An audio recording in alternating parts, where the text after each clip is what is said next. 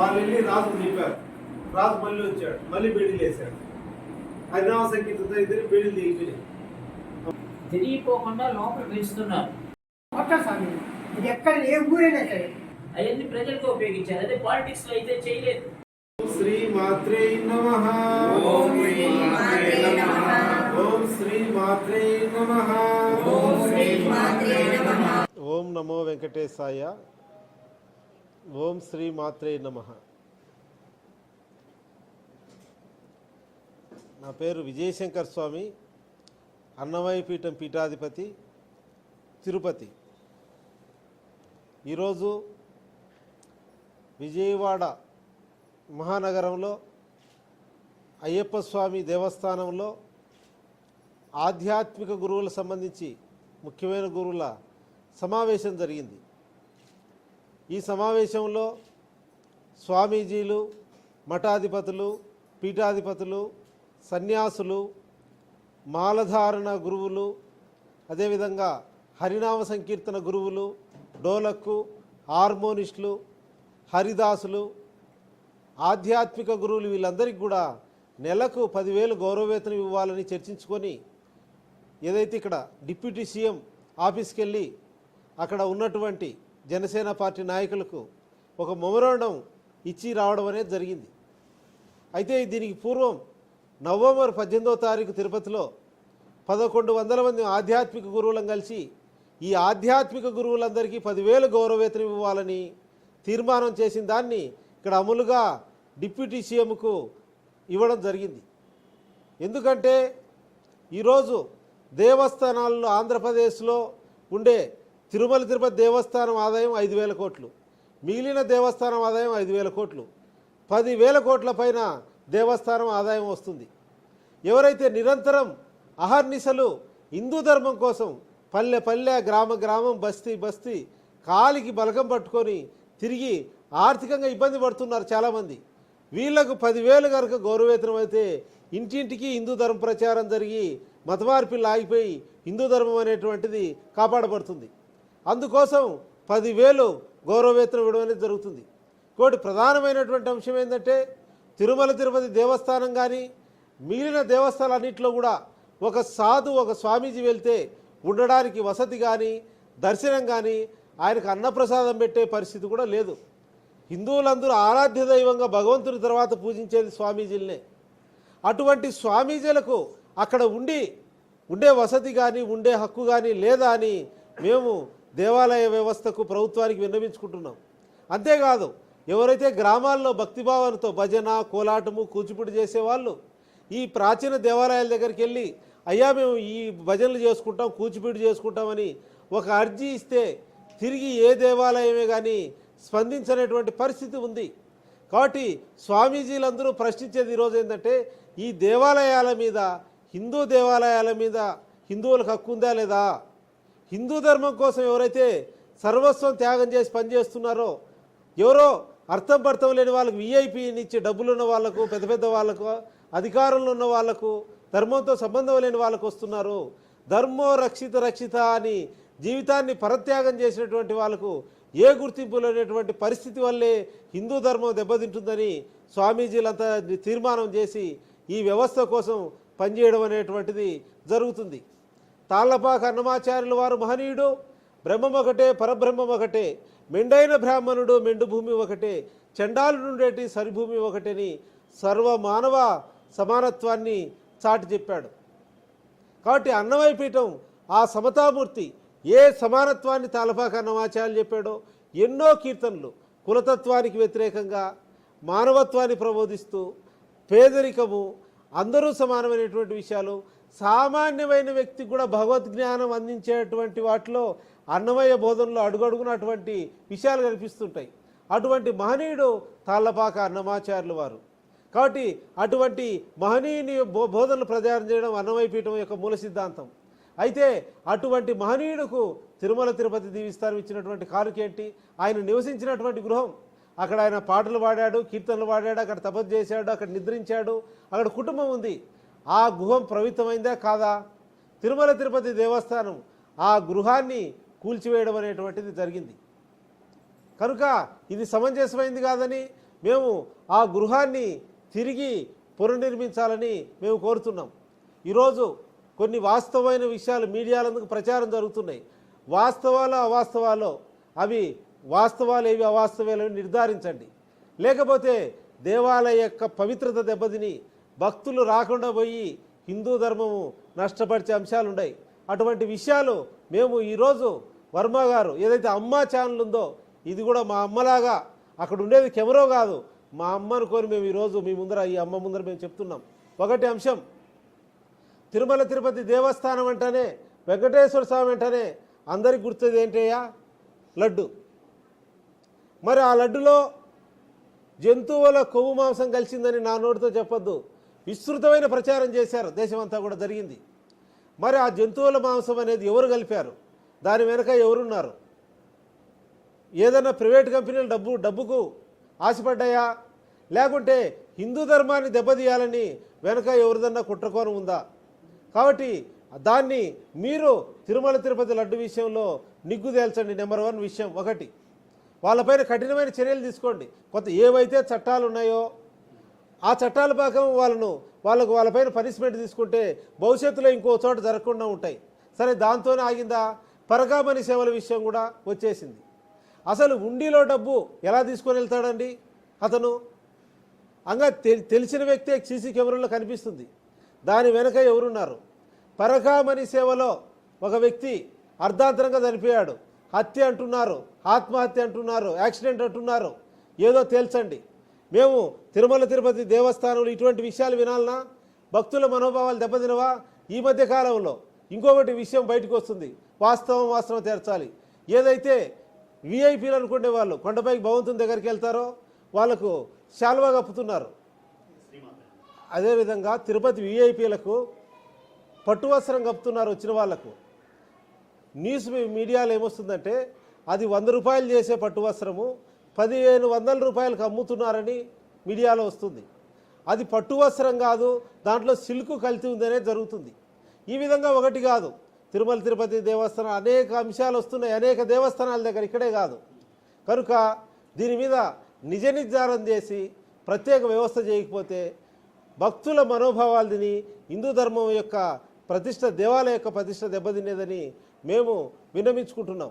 అందుకే తిరుమల శ్రీవారి భక్తుల సమస్యలపై జాతీయ హిందూ ధార్మిక సమ్మేళనం పెట్టి ఉదయం 9 గంటల నుంచి సాయంత్రం 7 గంటల వరకు దీని మీద సుదీర్ఘమైన చర్చ చేసి ఇటువంటి సమస్యలన్నీ కూడా సమగ్రంగా చర్చించి, స్వామీజీలు 380 మంది, పీఠాధిపతులు 108 మంది, స్వామీజీలు 200 మంది, ఆధ్యాత్మిక గురువులు 800 మంది, అంటే అన్ని రకాల ఆచల గురువులు, హరినామ సంకీర్తన, వీళ్ళందరూ కలిసి చర్చించిన విషయాన్ని మేము సమైక్యంగా చర్చించి ఆంధ్రప్రదేశ్లో 26 జిల్లాల్లో తిరుమల శ్రీవారి భక్తులపై ధార్మిక సమ్మేళనాలు పెట్టి మే 2వ తారీఖు 1,00,000 మందితో ధార్మిక సమ్మేళనం పెట్టాలనుకుంటున్నాం. దీనికి రాష్ట్ర ముఖ్యమంత్రి గారిని, డిప్యూటీ సీఎం గారిని, టీటీడీ చైర్మన్ గారిని వీళ్ళందరినీ కూడా ఆహ్వానిస్తున్నాం. ఇక్కడ ఏంటంటే వాస్తవాలు తెలియజేయండి మాకు. మేము కొన్ని విన్నపాలు మీకు ఇచ్చాం. విన్నపాలు ఇచ్చిన తర్వాత తిరుమల తిరుపతి దేవస్థానానికి మేము నవంబర్ 18వ తారీఖు 1100 మంది వెళ్ళి ఇవన్నీ నీట్గా రాసి, అంతా కలియుగ ప్రత్యక్ష వెంకటేశ్వర స్వామి తన కళ్ళు తెరిచి ఇదంతా ఆయన చూస్తుంటాడని మేము అనుకుంటున్నాము. కనుక మేము ఆ దేవుడి మీద భక్తితో ఇదంతా కూడా చేస్తున్నాము. కనుక ఆ వెంకటేశ్వర స్వామి అందరికీ సద్బుద్ధిని ప్రసాదించి వాళ్ళందరూ కూడా మే 2వ తారీఖు వస్తారని మేము పూర్తి నమ్మకంతో ఉన్నాం. మేము ఎందుకంటే ఆ వెంకటేశ్వర స్వామి అనంతమైన శక్తి అయినది. కాబట్టి మేము ఆ భగవంతుడి శక్తి, ఆ శక్తి జాగృతమవుతుందని మేము ఆ వెంకటేశ్వర స్వామి శక్తి జాగృతం కోసమే అన్ని చోట్ల సమావేశాలు, నామస్మరణలు అన్ని చోట్ల చేస్తూ, ఆ భగవంతుడి నామస్మరణలు చేస్తూ, ఆ భగవంతుడి శక్తి జాగృతమైతే అందరూ కూడా అక్కడికి కదిలి వస్తారని మేము ఆశిస్తున్నాం. ఈ డిప్యూటీ సీఎం పవన్ కళ్యాణ్ గారు అక్కడికి వెళ్తూనే వాళ్ళు సాధారణంగా స్వాగతించారు. అక్కడ ఉన్నటువంటి పార్టీ వాళ్ళందరూ కూడా 7 మంది అక్కడ కుర్చీల్లో కూర్చొని ఉన్నారు. వాళ్ళందరూ ఆహ్వానించి మేము పవన్ కళ్యాణ్ దగ్గరికి తీసుకొని వెళ్తాం, రాబోయే రోజుల్లో పవన్ కళ్యాణ్ గారితో మిమ్మల్ని పిలిపించి మాట్లాడిస్తామని కూడా వాళ్ళు చెప్పారు. కనుక ఆ కలియుగ ప్రత్యక్ష దైవం ఆ వెంకటేశ్వర స్వామి యొక్క అనుగ్రహంతోనే ధర్మరక్షణార్థం ఈ ప్రభుత్వం ఏర్పడిందని మేము అనుకుంటున్నాము. విన్నపాలు వినవలే వింత వింతలు. ఆయన వెంకటేశ్వరుడు అంటే ఈశ్వరుడు కూడా కలిసి ఉన్నాడు, పాపాలను హరించువాడు. కనుక ఆ భగవంతుడు ఏవైతే మంచి విన్నపాలు ఉన్నాయో ఖచ్చితంగా కలియుగ ప్రత్యక్ష దైవం కాబట్టి ఆయన ధర్మరక్షకుడు కలియుగానికి. ఆ మంచి విన్నపాలు ఏవైనా సరే ఆయన విని ఖచ్చితంగా నెరవేరుస్తాడు.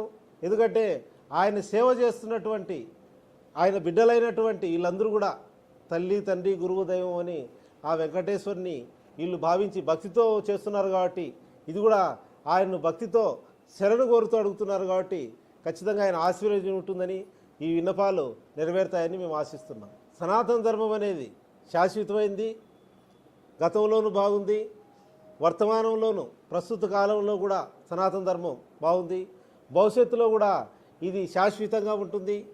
ఎందుకంటే గాలి లేకపోతే జీవించగలుగుతామా, నీరు లేకపోతే జీవించగలుగుతామా? ప్రకృతి ఎంత ముఖ్యమో గాలి నీరులాగే ఈ సనాతన ధర్మం కూడా ఈ సృష్టికి అంత అవసరమైంది. కనుక గతంలోనూ వర్తమానం భవిష్యత్తులో బాగుంటుంది కాబట్టి ఈ విన్నపాలు భక్తి కాబట్టి ఆ భగవంతుడు నెరవేరుస్తారని ఆశిస్తున్నాం. గోవింద. ఓం మాతృదేవో భవ, పితృదేవో భవ, ఆచార్య దేవో భవ.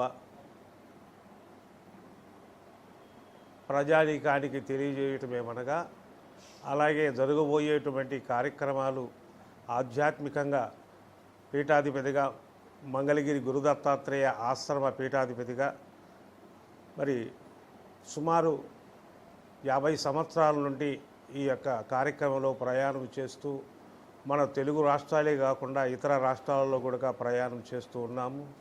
మరి ప్రస్తుతము అన్నమయ్య ప్రాజెక్టు సంకల్పించినటువంటి శ్రీ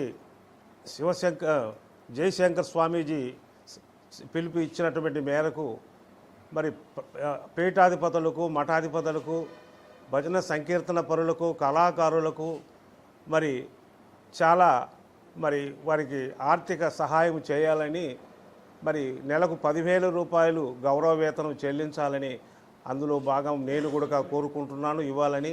అలాగే మన ఆంధ్ర రాష్ట్రంలో దేవాదాయ ధర్మాదాయ విజయవాడలో ఒక కళ్యాణ మండపాన్ని నిర్మించి ఈ కళాకారులకు, సాధు పరిషత్తులకు, పూజ్య శ్రీ గురువులకు వారికి వసతి గృహము, భోజనం వసతి కల్పించి ఉండాలని అది కోరుకుంటూ, మరి అన్నమయ్య యొక్క సత్రాన్ని కూల్చివేతలు జరిగిందని విన్నాము. అది కూడా ప్రభుత్వం దృష్టికి తెలియజేస్తున్నాము. మరి దేవాదాయ ధర్మాదాయకి తెలియజేస్తున్నాము. తిరుపతి దేవస్థానానికి అది ఎమ్మటే నిర్మించాలని కోరుకుంటున్నాము. ఇలా మరి మన ఆధ్యాత్మిక చింతన పరులు ప్రతి గుళ్ళల్లో ప్రభుత్వ దేవాదాయ ధర్మాదాయ తరపున అక్కడ గుడి చైర్మన్ గారు కానీ అక్కడ ఉన్నట్టు ఈవో గారు కానీ బ్రహ్మోత్సవాలు జరుపుతారు. ఆ బ్రహ్మోత్సవాలలో ఆధ్యాత్మిక గురువులకు మరి ఈ యొక్క ధార్మిక మన సనాతన ధర్మాన్ని తెలియచేయటానికి అవకాశాలు పూర్తిగా ఇవ్వాలి. గతంలో ఉన్నటువంటి యొక్క ఆధ్యాత్మిక సంకీర్తన కానీ మరి నాటకాలు కానీ పౌరాణికాలు కానీ రద్దు చేసి వాటికి తిలోద్దగాలు తిట్టి మరి వాళ్ళు ఏం చేస్తున్నారో ఆనాడు పేదరికంలో ఉన్న నెలకు రోజుకు వచ్చేటువంటి 60-50 వేల రూపాయలు వచ్చిన టైంలోనే వారితో చేపించారు. కానీ ఇవాళ ఆర్జన పెరిగింది, కొన్ని లక్షలు వస్తున్నాయి.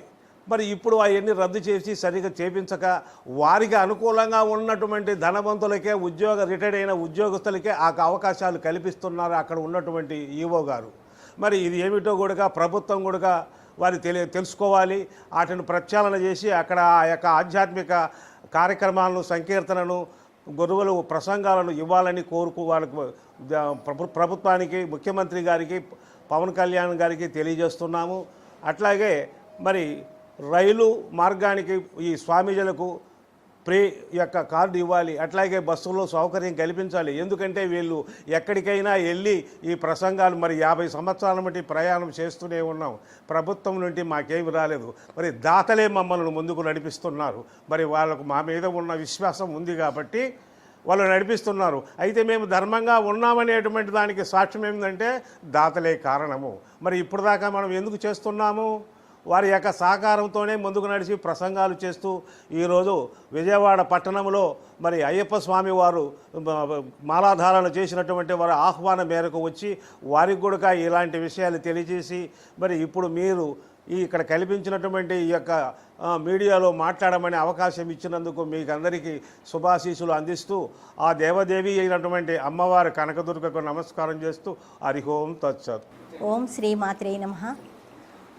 శ్రీ శ్రీ శ్రీ నాగలక్ష్మి అమ్మవారి శక్తిపీఠం మధురానగర్ విజయవాడలో గత 42 సంవత్సరాలుగా అమ్మవారికి ఆధ్యాత్మికంగా భక్తులందరికీ సేవ చేస్తూ అమ్మవారిని ప్రసన్నం చేసుకొని అమ్మవారి పీఠాన్ని నడుపుకుంటూ వచ్చిన భక్తులందరికీ అనుకూలత పరిస్థితులు చెప్తూ వాళ్ళని ఆధ్యాత్మికంగా నడుపుకుంటూ వచ్చాము. ఇప్పుడు తిరుపతి నుంచి విజయశంకర్ స్వామీజీ గారు పరిచయమై వారి పీఠం నుంచి మన స్థానం దగ్గర పీఠంకి దర్శించి వారు అనుకున్న మంచి పనులు ఆధ్యాత్మికంలో ఉన్నాయి కనుక ఆధ్యాత్మికంలో నడుస్తూ ఉన్న 42 సంవత్సరాల నుంచి ఉన్న నేను వారి చేసే పనులకి వారి చేసే కార్యక్రమాలకి అనుసరించాలని నేను కోరుకుంటున్నాను. అదేవిధంగా విజయవాడలో గొల్లపూడిలో మీటింగ్ పెట్టి సనాతన ధర్మం గురించి ఆధ్యాత్మికంగా 10,000 రూపాయలు వేతనం ఇవ్వాలని, పీఠాధిపతులకి సనాతన ధర్మంగా అందవలసినవి అందాలని కోరుకుంటున్నారు. దానిలో సహకరించాలని నేను ఆశించాను. అదేవిధంగా ఉన్న మిగతా కళాకారులందరికీ కూడా వారు కృషి చేసి వారి పీఠాలకు కూడా అనుకూలత అయిన వేతనం కావాలని కోరుకుంటున్నారు. ఆ ఒక్క వేతనంలోనే బెంగళూరులో వెళ్ళి అదేవిధంగా చెప్పాము. అక్కడ కూడా బెంగళూరులో కూడా వారందరూ సహకరించారు. తిరుపతిలో కూడా చెప్పాము. తిరుపతిలో చెప్పడమే కాదు, అక్కడ ఉన్న కార్యక్రమాలని అంతా చేసి హోమ కార్యక్రమాలు అన్నీ చేసి అక్కడ కరతల పత్రాలని అందజేయటం అనేది జరిగింది. అదేవిధంగా ఇక్కడ కళాక్షేత్రంలో కూడా జరిగింది. ఇవన్నీ 3 నెలల నుంచే జరుగుతున్నాయి. ఈ 3 నెలల నుంచే ఇవన్నీ గొప్పగా ఇవి జరగటం అనేది జరుగుతుంది. ఈరోజు అయ్యప్ప స్వామి గుళ్ళో దుర్గాపురంలో ఈ మీటింగ్ అనేది జరిగింది. పవన్ కళ్యాణ్ గారికి కూడా మేము కలిసి మా విన్నపాలని చెప్పుకోవాలని మేము అక్కడ కూడా విన్నవించుకున్నాము. ఈ కార్యక్రమాలన్నిటికీ ప్రభుత్వము, ప్రజలు, భక్తులు అందరూ ముందుకు వచ్చి సక్రమంగా సనాతన ధర్మంలో నడవాలని, సనాతన ధర్మం ముందుకు వెళ్ళాలని కోరుకుంటూ అమ్మవారిని ప్రార్థిస్తున్నాను. శ్రీమాత్రే నమః. ఓం నమో వెంకటేశాయ. నా పేరు భాగేశ్వర్ ఋషి.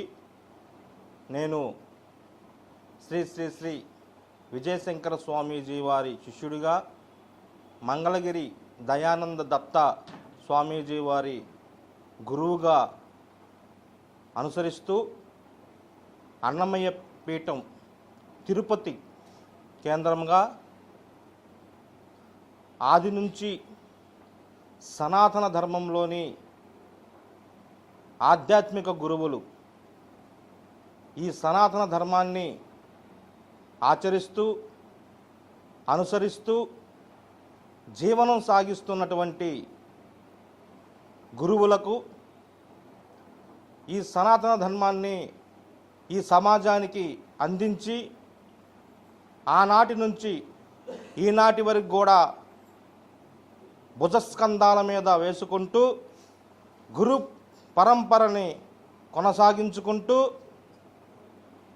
రక్షిస్తూ తరతరాలకి అందిస్తూ వారసత్వంగా ఆధ్యాత్మికంగా ఈ సనాతన ధర్మాన్ని రక్షిస్తున్నటువంటి గురువులందరికీ కూడా అన్నమయ్య పీఠాధిపతి శ్రీ శ్రీ విజయశంకర స్వామీజీ వారి గురువులందరికి కూడా గౌరవ వేతనం 10,000 రూపాయలు ఇవ్వాలని,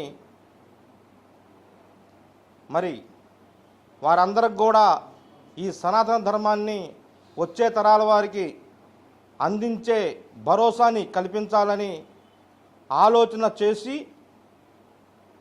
ఈ గురువులు సలహాలు, సూచనలు, అభిప్రాయాలు అన్నీ కూడా చర్చించి మరి గత కొన్ని నెలల నుంచి విజయవాడ కేంద్రంగా ఒక అద్భుతమైన రూపకల్పన జరిగినది. ఆ రోజు స్వామీజీలు, మాతాజీలు, గురువులు, ఆధ్యాత్మిక గురువులు, కళాకారులు, భజన సంఘాలు ఏదైతే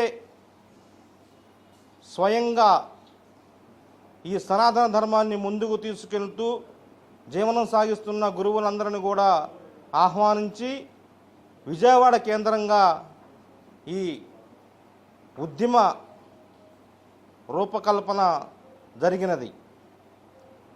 తనంతరం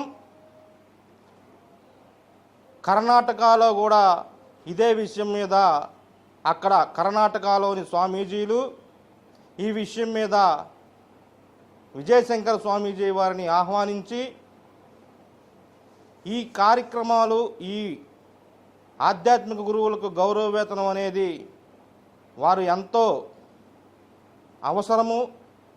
ఈ కలియుగంలో ఈ సనాతన ధర్మంలోని జరుగుతున్న దుశ్చర్యలని అడ్డుకునేందుకు గురువులకు భరోసా కల్పిస్తే, వారికి శక్తిని కూర్పిస్తే వారు ఇంకా ముందుకు తీసుకువెళ్ళి ఈ సనాతన ధర్మాన్ని రక్షిస్తారని కర్ణాటకలోని గురువులు కూడా వారు ఆశీర్వదించి అక్కడ 600 మందితో కార్యక్రమం జరిపి వారు మద్దతు పలికినారు.